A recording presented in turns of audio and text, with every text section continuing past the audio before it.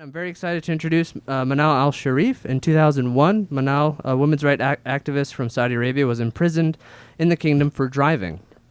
In her new book, Daring to Drive, she not only describes that terrible ordeal, but also chronicles her life as a woman in Saudi Arabia.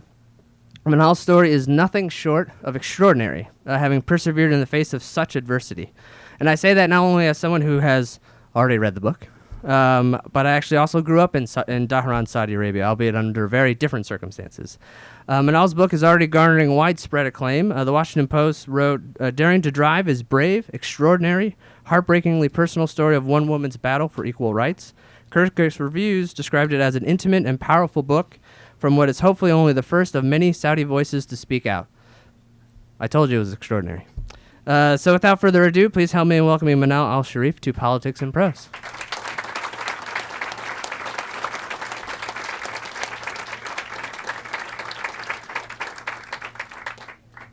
All the good people been to Dhahran. Yeah. Michael been to Dhahran. Good evening, everyone. Assalamu alaikum. That means peace be upon you. Can you hear me? Good. I look awkward this way. Like I have a big nose. Yes, I'll do that. It's a beautiful city, and I came from New York. You can understand. I just love Washington. I've been here in 2009, and I did all the Smithsonian, all the museums, because we don't have museums back home. So for me, it's amazing. And growing up in Saudi Arabia, I grew up in ultra-conservative society where women are not allowed to leave the house. Is thrown at us. So we're always locked, and even if you want to leave the house, it has to be urgent thing, and you need to ask permission from the man. So my life was spent amongst books. I loved books.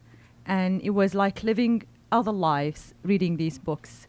And I hope when you read my story, I wrote about my passion about books in this, but I never thought I'm going to publish my own book.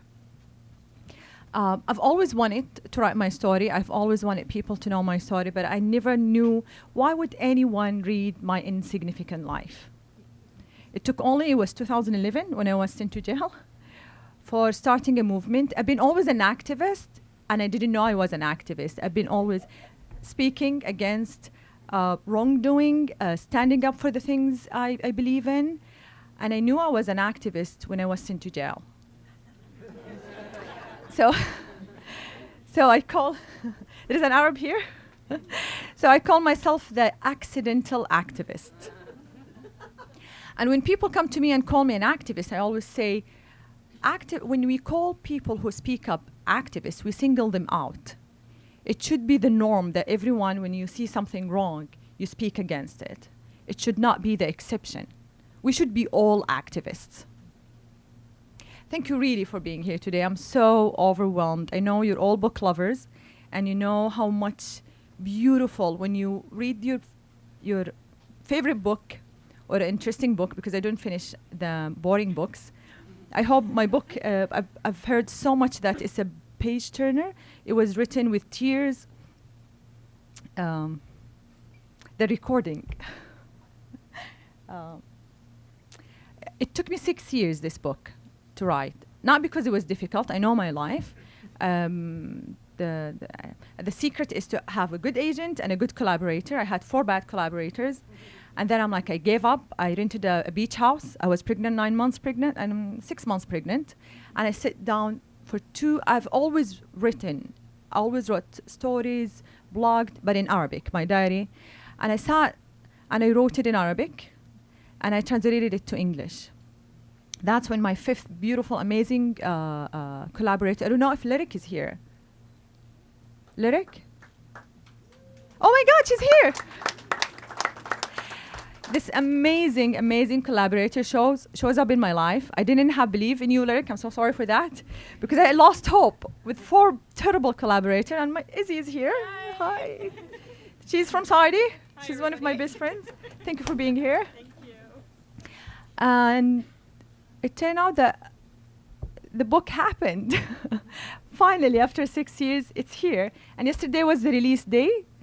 And it was another birthday for me. June 13 was another birthday. When I wrote the book, I wrote it in a chronological order, where I started from the time I was born, which was 1979. Yes, I'm 38 years old. And I started from that year because that year, it wasn't only the year I was born, but it was also the year that the monster was born in the Islamic world, and that is the radical Islam. So my world moved to radical Islam from that year, from 79. Saudi Arabia was going through modernization, and the siege of Mecca happened in that year, where there was uprising. I see some people nodding. This is interesting to see people know about this story. There was uprising for the Sunni Islam, the extreme Islam, or the ultra. I wouldn't even call it ultra. I would call it the Orthodox Islam in Saudi Arabia, where there was a group of jihadis. They went to the holiest place for Muslims, which is the Holy Mosque, the Grand Mosque in Mecca, and it was under siege. They locked the doors. There were 120,000 pilgrimage. It was exactly 1 week after 2 weeks after the pilgrimage finished, with the start of the new Hijri year. That story, you will find it in my book. There's a whole chapter about it, Mecca under siege, really shaped the future of that generation, shaped today. That story, when it began, as I said, the Saudi Arabia was going through modernization, but because of that uprising, and also the uprising of the Shia Islam in Iran, which is also the year of revolution, I call it the year of trouble. There were two competing powers, the Sunni and the Shia, and everyone wants to be the dominant power in the Muslim world. So they used everything they could to be the prominent voice of Islam in the Muslim world. The king asked his ulama, when the Holy Mosque was under siege, he was traumatized, the country was traumatized, what to do to stop this from happening again. They killed the beast. They ended the siege after 2 weeks. They executed everyone who were involved in the siege of Mecca, with the leader Juhayman.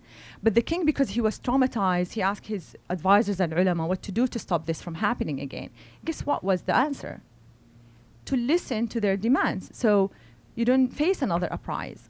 So women were removed from TV. Our pictures were removed from newspapers and magazines.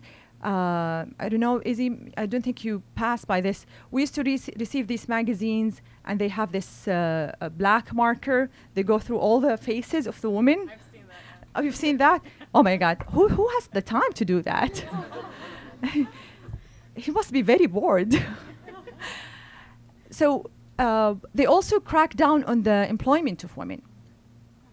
That happened in the year 79. That was the year I was born.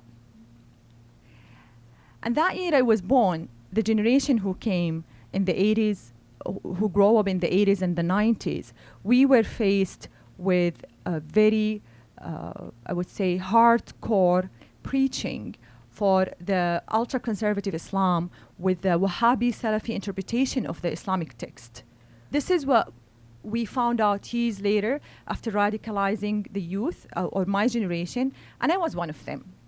I was the one who distributed these leaflets that calls for the hate for the non-believers or the infidels, who calls for the death for the non-believers, who calls for the women to cover top to toe and submit to the men, stay home, only go out for the really, really urgent things. Things like not only the hate, things against, for example, listening to music, things against taking photos, taking pictures. All these things we were taught they were sins. I was brought up in that era. They call it the awakening or the sahwa. I call it the fall. That was the time I grew up, and I talk about it, how I became someone who is strange for her own family. Because I was the one, my generation, this is an interesting thing, my generation, we enforced these strict Islamic laws in our own families. So you find the whole family there. One of them is a crazy one like me. who wants to enforce the. Did you have that in your family? No, luckily not. Yeah, she grew up in Dhahran. She didn't grow up in Mecca, which is the most conservative city in Saudi Arabia with Qasim. So we would enforce our parents to follow these strict laws, these strict. So you never covered your face? No. I can't believe this. She was the lucky one. She grew up in Dhahran. Dhahran, by the way, is built by Aramco, which is an American company. That's the production of oil in Saudi Arabia. And they were the infidels. That's true. They had TV that we didn't have. They had their own TV in Aramco. We had only one channel in Mecca, or in all of Saudi Arabia, except the Eastern Province. So, so growing up in this atmosphere, growing up in this era, there were a lot of contradictions. One of the contradictions that they tell us that pictures are haram, and then the banknote of our currency had the king's picture. Yeah. Right? Contradiction. And then they tell us that music is haram, and when we open TV, it starts with the national anthem, with music.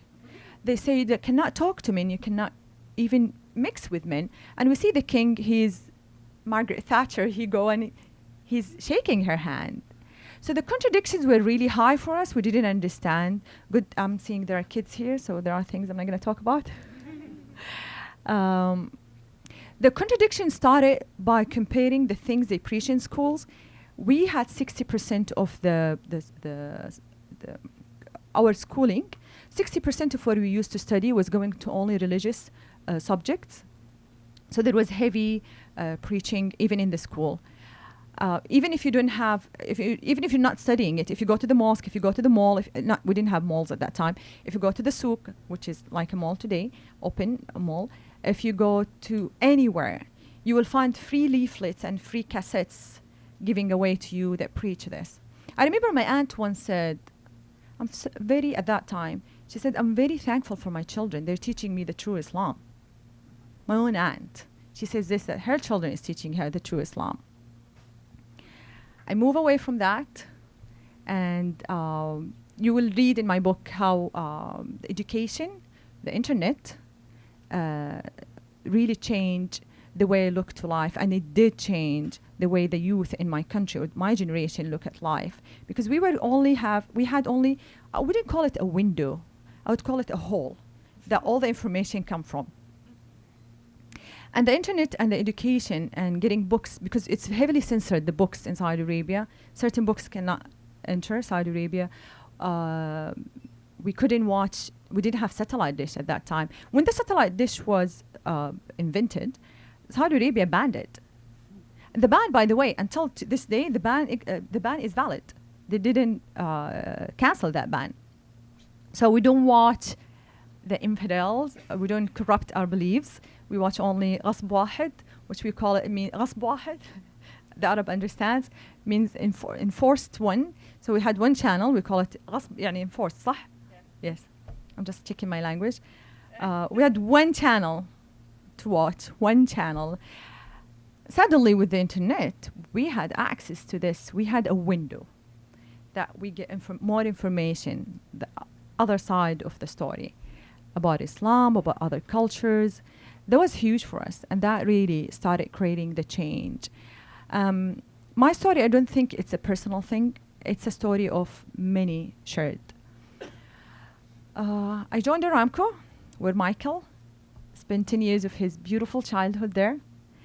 And in Aramco, imagine outside, women cannot drive. I have to wear abaya, black abaya. Don't tell me you didn't wear black abaya, is it? Thankfully, oh my God, I'm just like, oh my God, where did this girl live? Imagine you cannot mix with men anywhere.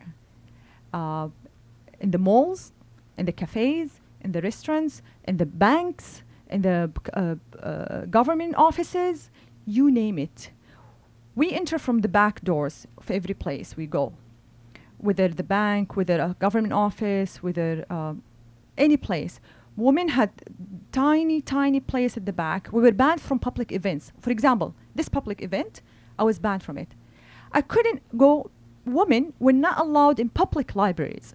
My first public library card, I got it when I moved to the state to work in 2009 in Nashua. I still keep that card, and I still keep my membership until this day, although I don't live there anymore. But this is how difficult it was for me growing up as a woman. When I moved to Aramco, everything changed.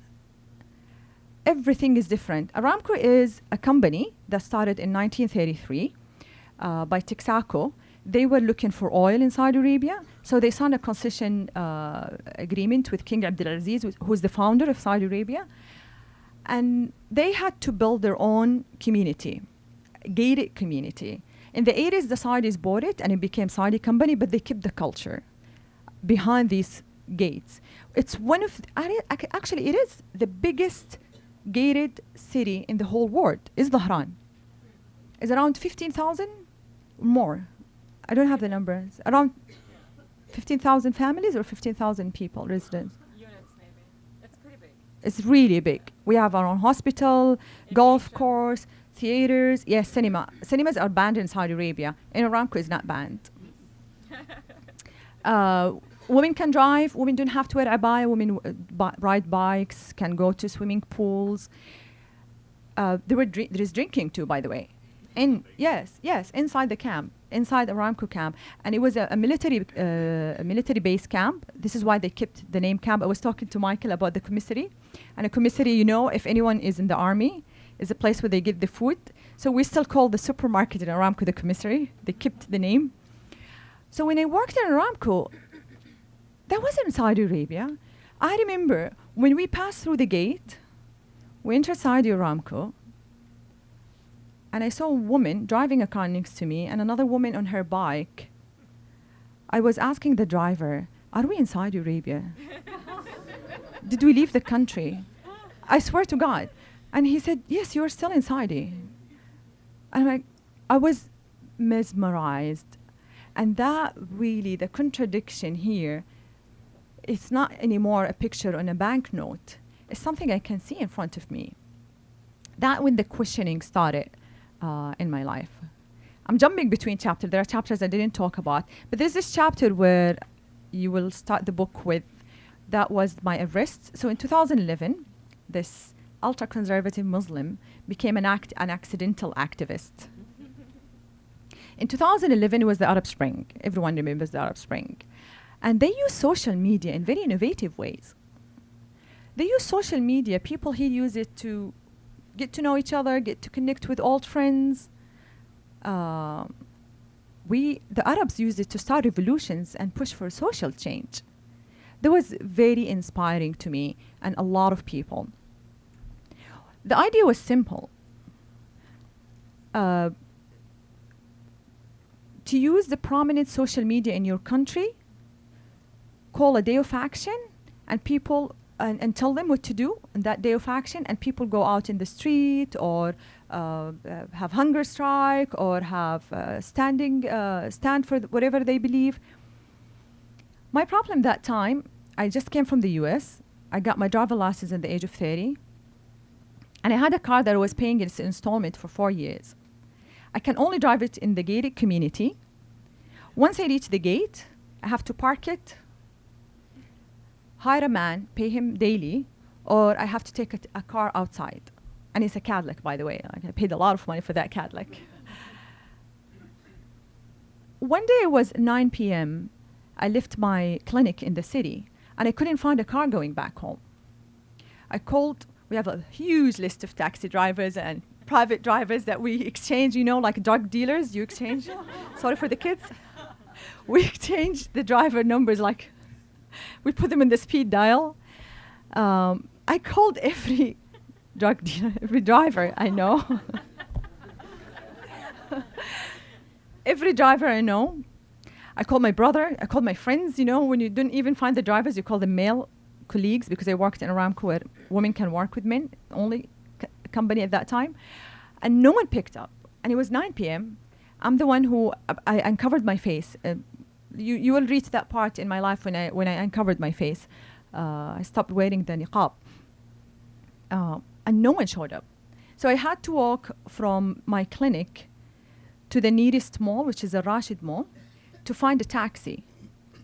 as I was walking, it was late at night and I was a woman alone. Most of the shops on that street were closed.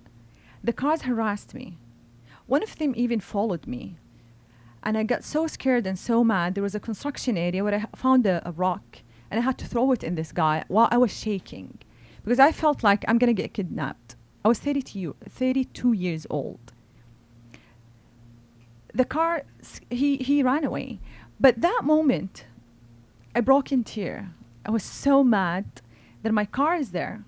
I have a driver license in my pocket, in my wallet, and I couldn't drive my own car just because I'm a woman. That was one of the I would say the straw that broke the camel's back. And because 2011, the Arab Spring was going on, it was a simple idea. Let's start a movement that calls women to drive on a certain day. And it was June 17, which is coming in 3 days. That's our 6th anniversary. As simple as that. We had no clue that this movement will gain momentum. Of course, we received a lot of opponents, a lot of people attacking it. We needed to encourage women to go out and drive because this never happened. We hear about women being driven and she got arrested, but we've never seen it. One crazy person had to take the lead.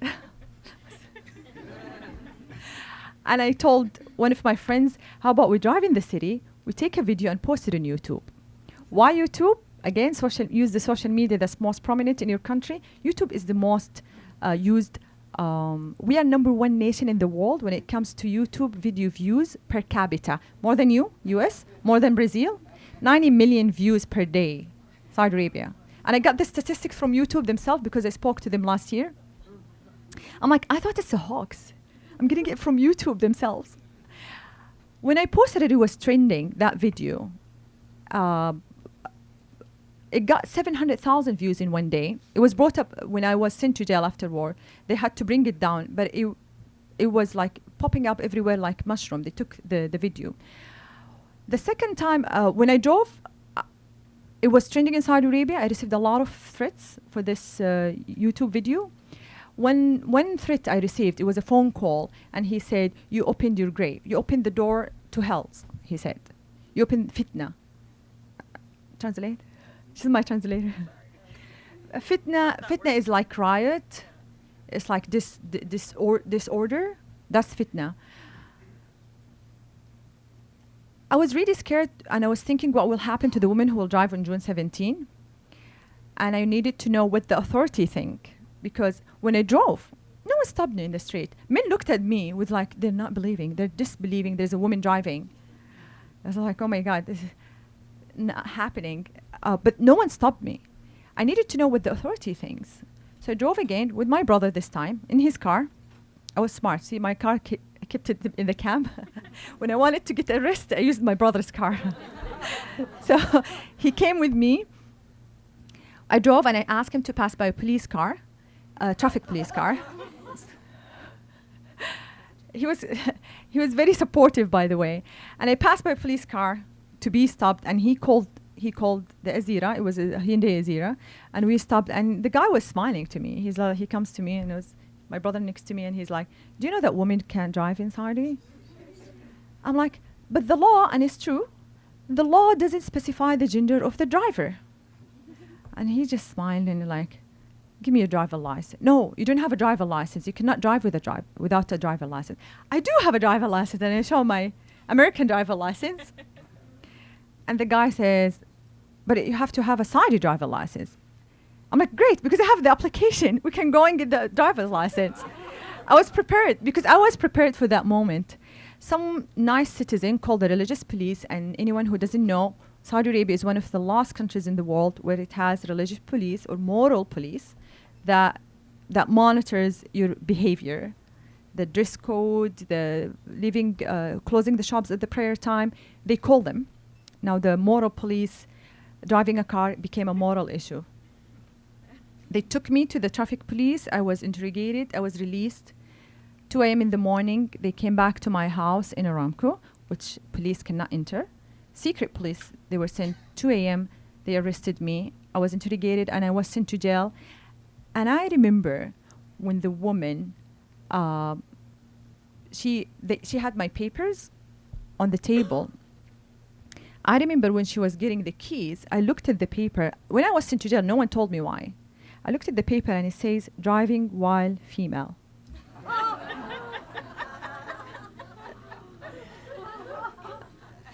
By the way, the prison guard, she couldn't believe it herself. I spent 9 days.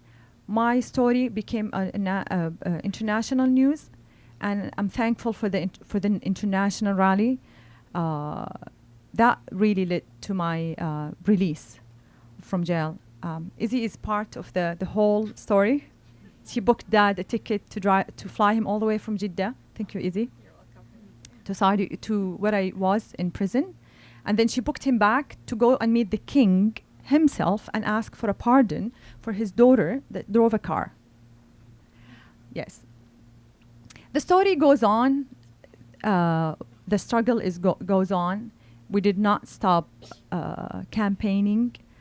The main reason a lot of people ask me why women don't drive, because I know someone here in the audience is going to ask why women don't drive. I say it's 2 reasons: men prejudice and women submission. Men always thought of us, we have to be obedient. Our place is the house, and we are considered minors in need of protection. They call us queens. That's why we need protection of men. We need to take their permission.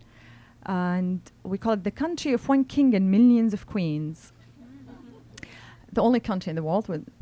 And the submission of women, because we did believe, we wanted to please God, really, not men. So whatever they told us, it was like, this is God asked you to do this. So the submission of men made them give up a lot of their rights because they believe it's God's will that I don't drive. It's God's will I need to ask the man permission to leave the house or to cover up or to not pursue my higher education because it's God's will. That's the reason I think women don't drive today, and women they have so much power, they just don't realize it yet. We can really change the world. Things are changing in Saudi Arabia. There's another movement called My Own Guardian. The guardianship system, or the male guardianship system, it's very difficult to explain to someone who didn't live it, but the movement goes on, and My Own Guardian is to end the male guardianship system, which is the reason, one of the main reasons that women don't drive, that women are only 14% of the workforce in Saudi Arabia, because they get higher education. Izzy is here for her master's degree. Women in Saudi Arabia are highly educated, but they're deprived from finding a job. And for a woman to be financially independent is number 1 step in her liberation. Really. Don't give up that.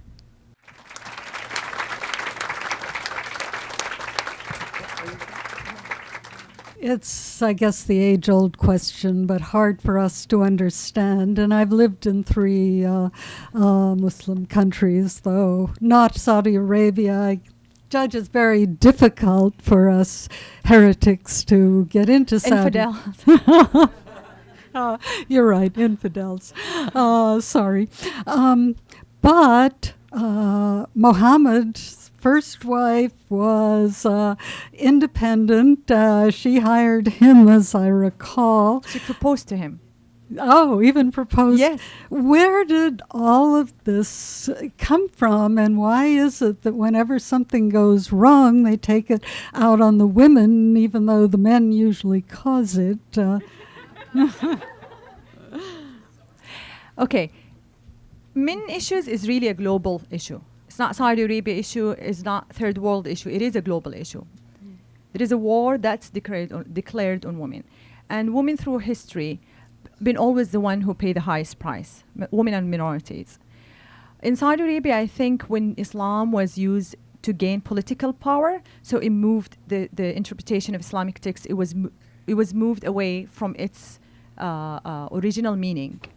The Muslims women, actually Islam when it came, it gave women at that time things like the inheritance, the right to divorce herself, gave her a lot of rights that she was deprived from before Islam. The problem, women were scholars, they led wars, women were leaders, they were pioneers, they started a lot of things that men couldn't start. The problem is with the through history when the scholars started removing women. So all the textbooks that we receive, all the interpretation of the text of the Islamic text we receive, it's coming only from men, from the male perspective, and the female perspective was removed. And when you remove the female perspective, if I get to write a law and I'm a man and I don't put in my consideration the woman, believe me, I'll put it in to serve my best benefit. Yes, my best interest. I'll put it for me. If I given the full power to write any law and it serves my own benefits, of course I'll put it for the best. And I think this is what happened. It's very complicated, but in Saudi Arabia, the more they want to show control over society is through women. The more they have the grip over women, that means we have Islamic, because we are the birthplace of Islam, Saudi Arabia. So this is, you show the rest of the world, this is the role model, the Saudi woman. This is very important to change the status code of the Saudi woman. It does change the status code for the Muslim woman. Because as the birthplace of Islam, we are the role model for the rest of the Muslim world. So this is what the country tries to keep, that we keep our women under control, not anymore. But anyway, so I think this is what happened. Thank you for the question. Thank you for a fascinating presentation. Thank you. Every audience has a stupid question, so here it is. There's no question called a stupid question. You understand why all of us here are surprised by the level of what we would call repression. Yes. Why isn't there more revolt? When I say God wants this in a conservative and a devoted society, it is difficult to revolt against that. I sit with a lot of my girlfriends, and when we discuss, she always like, I cannot discuss this. God says this, God says this, God says this. So when you say God, and you cannot pass it through your mind to question it, because we're not allowed to question it, it's very difficult to break out of it. Thank you. That answers a lot. Yes. Hello, I lived in Saudi Arabia in 1979 to 1982 in Hafuf, and I was at King Faisal University, the first and only women's college in the Eastern Province. And I just want to totally take my hat off to you because I've been there, and it resonates so much with me, your experience of being there. And I guess my question is, how do you see yourself as an activist outside of Saudi? Because I know that it probably is still very dangerous for you to be in Saudi. I do go back to Saudi because I have my son there. Mm-hmm. I hope they don't arrest me. I keep speaking up because it's the only way. You cannot, when you start something, you can have two options.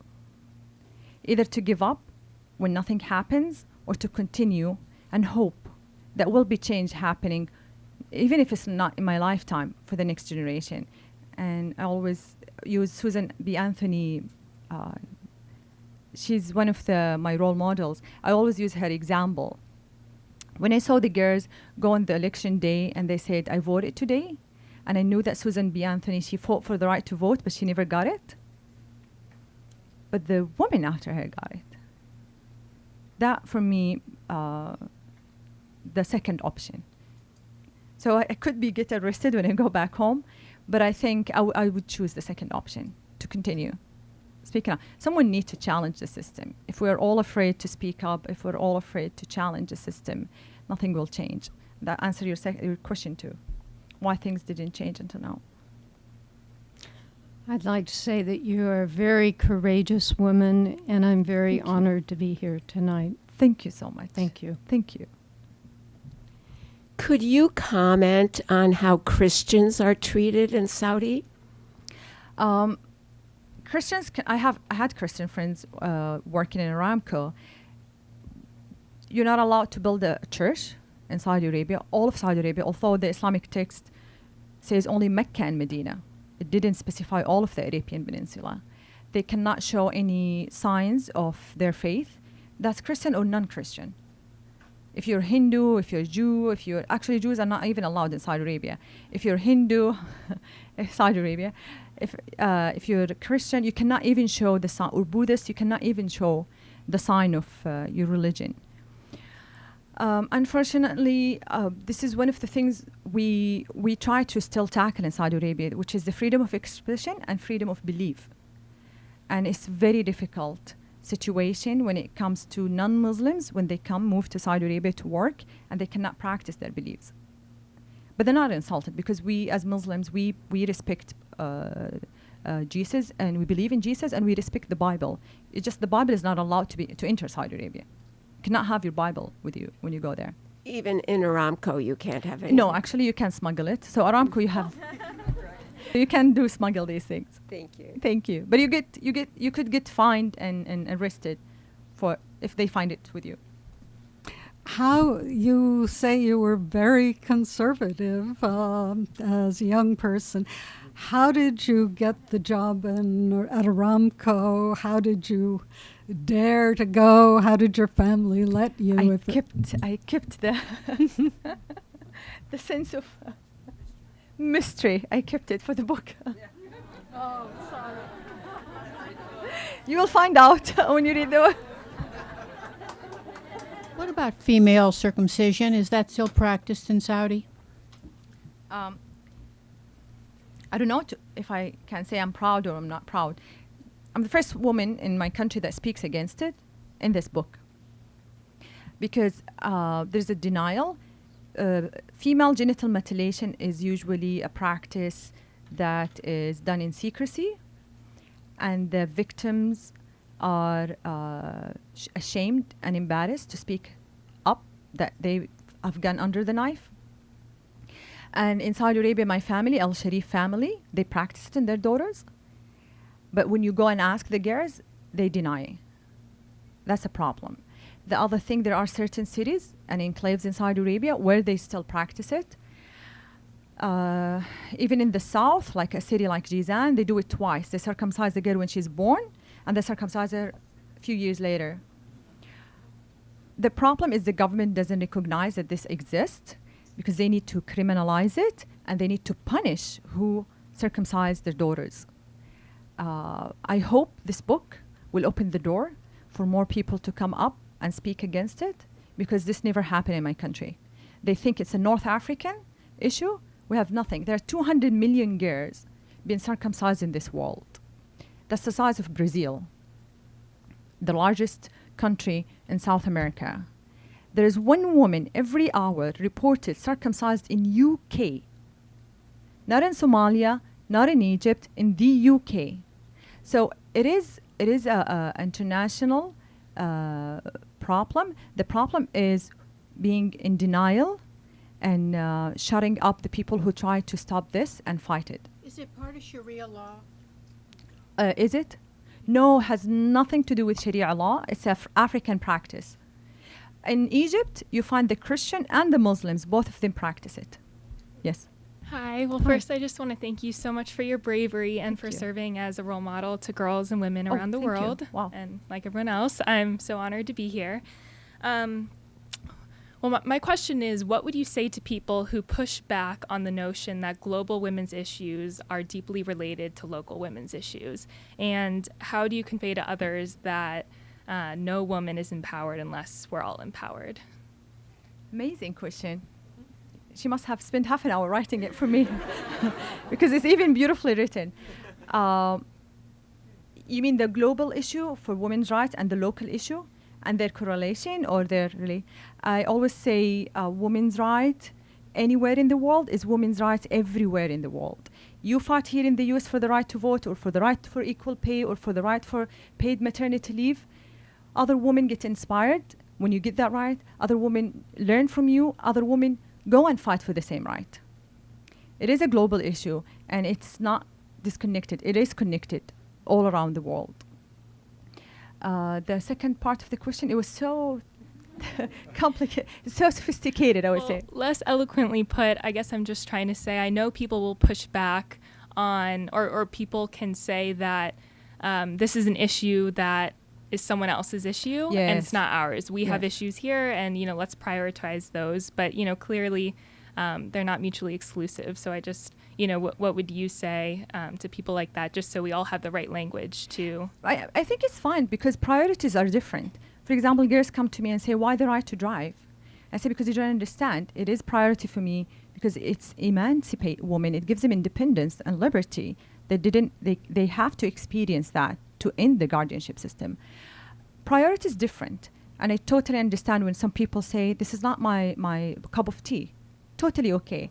The problem is when the problem is not that you don't want to involve. The problem is when you support countries that is terrible when it comes to women's rights, like what Ivanka Trump said when she said, I find the progress in women's rights in Saudi Arabia encouraging. Yes, she actually said that. I'm not making it up in the visit. And that's the problem. So when you have your own priority, I totally respect that. The problem is when you either attack the people who try to change or say this is not priority, or when you encourage countries like my country, which is, we're ranked 141st out of 144 countries in the world when it comes to the Global Gender Gap Index. What are you talking about? It doesn't exist. Women's right in my country to say the progress is encouraging. So that's the problem. That's when I face a problem. Yes. Good question. Yes, I can come to you. No, I think they want me to use the microphone. I think this is They can bring the microphone to you. shortest route to it. Sorry about that. So this is sort of, I think this question follows up on the question that you were just asked. One of the things that I remember hearing about all of the time when I was a student, and one of the things that I hear about sometimes, sort of being an American with being a Westerner with family in the not West, right, is this question of feminism and Western values being imposed on places that, sort of the question of universal values versus Western values. So in my case, that would be the imposition of Western feminism on Hindu Indian culture, right?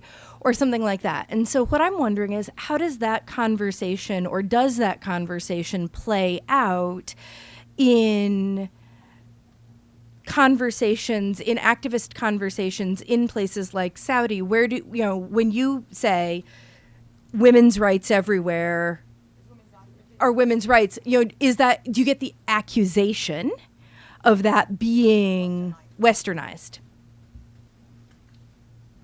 You've talked to my opponent, apparently. So I've been called westernized. I've been called a conspiracy from the West. It's totally normal to attack a woman who speaks up. When you talk about imposing whatever values, whatever beliefs that you have, your belief system, on other cultures, this is what you mean?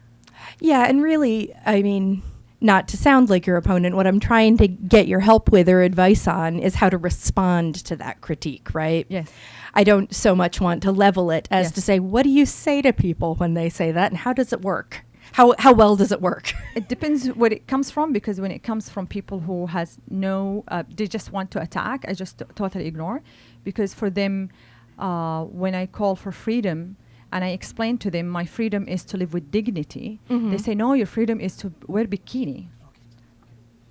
So that's when they think in like, oh my God, she wants to be westernized. She wants to pass the Western world values here. It's their own problem, really. If they think, if I want to drive a car, it's a Western thing. It's a human thing. It's a human right thing. It's not. So I don't really go through that argument with people who pass it that way. I don't go through these arguments. I really like that. I really like just refusing to engage on the terms. You're just wasting your time and energy on these arguments, because everyone will pass whatever judgment he wants to pass, no matter how much you explain to them that I'm calling for human rights, women's rights, and you're calling for for bikinis and bars and going out with boyfriends. Like, you cannot even reason with that. And that's not even the Western values. I lived in the US 1 year.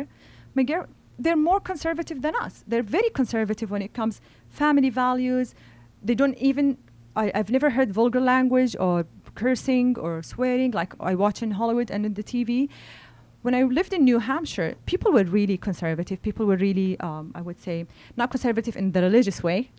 I mean, in the values they have. And I was like, because when we watch, as Muslim world, when we watch TV, the stereotypes, by the way, you have misconceptions about us. We have misconceptions about you too. My girlfriend was visiting me in Dubai. I wish she's here, Muslima.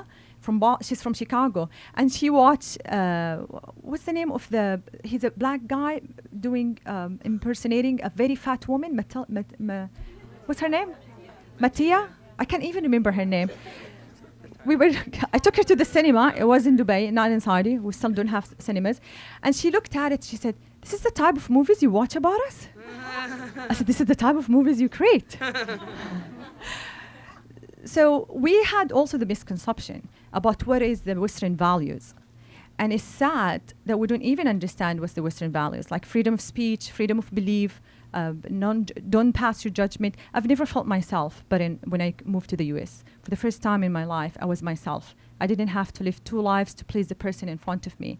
I was myself because no one passed their judgment on me. And this is a beautiful thing, and you have to value it in the US. And I hope you keep it because it does. I wish it feels home. So when I moved to the US, it doesn't feel home because my home wasn't like this.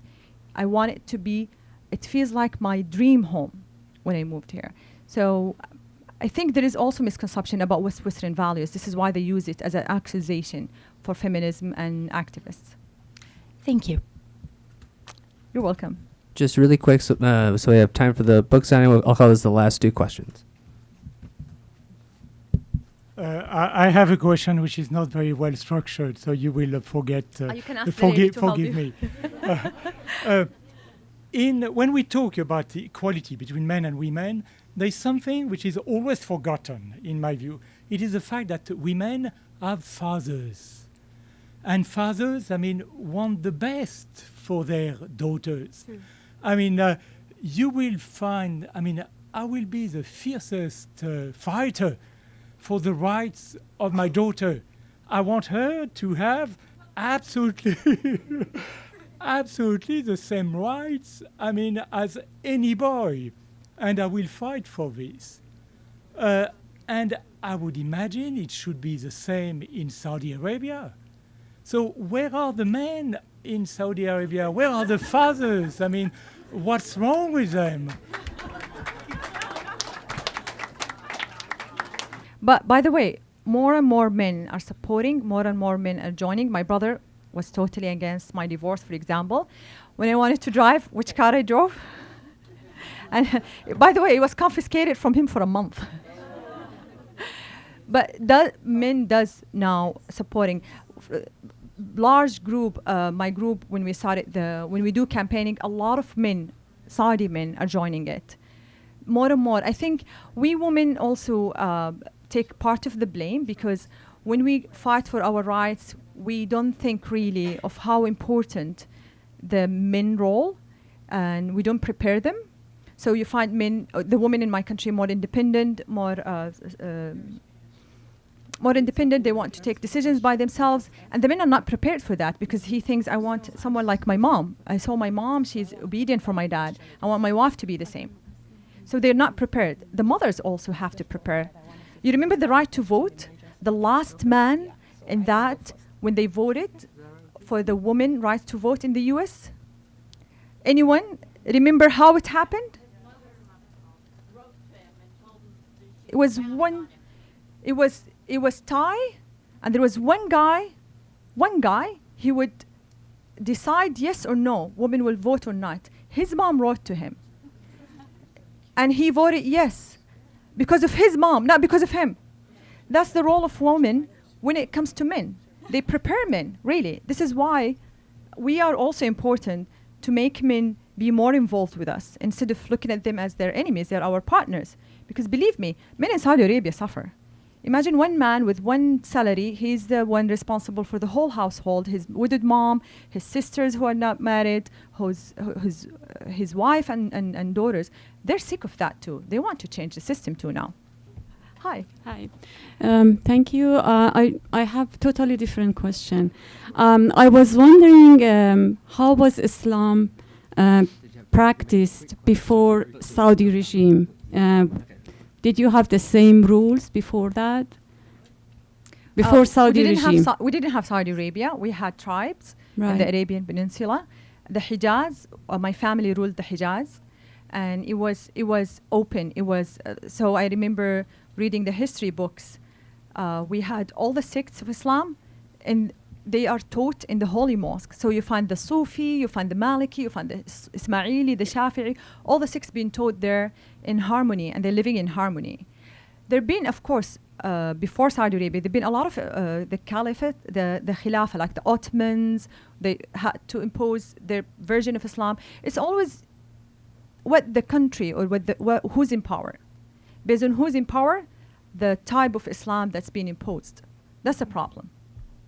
Okay, thank you. Thank you. You're from Iran, right? Yes, I am. So we, Yes. Saudi women and Iranian women, should unite because we I- face the same ideology. I actually, in Iran, there is a different story because women had all these rights. Yes, and they've Women been could taken away from them. drive, vote, work, everything, and still have. But you made the right point that when Islamic revolution happened in Iran, then Saudi regime start to become more Aggressive, yes. aggressive because of the Shia and The Sunni. competition between the two powers. Yes, but they tried really hard to get away all these rights from women, but some of it took away for a while, like a right to divorce, but then it came back again. So That's good. yes. So, thank you. Very quickly, do you see Mohammed bin Salman as a possible window towards helping women's rights in Saudi Arabia? Yes, I do. A lot of Saudis attack me when I mention that. The guy is ambitious, and he's very smart.